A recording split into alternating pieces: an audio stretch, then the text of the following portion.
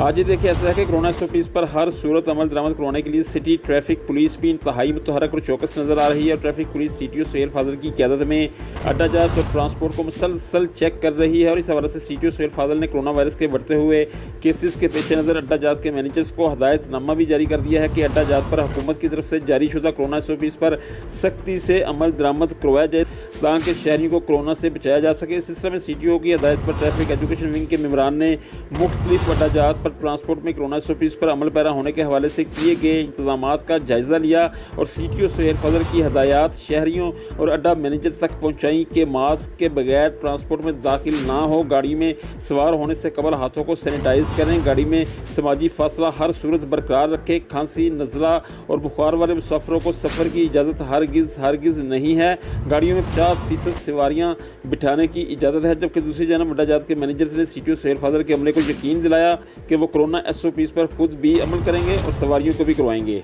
जी।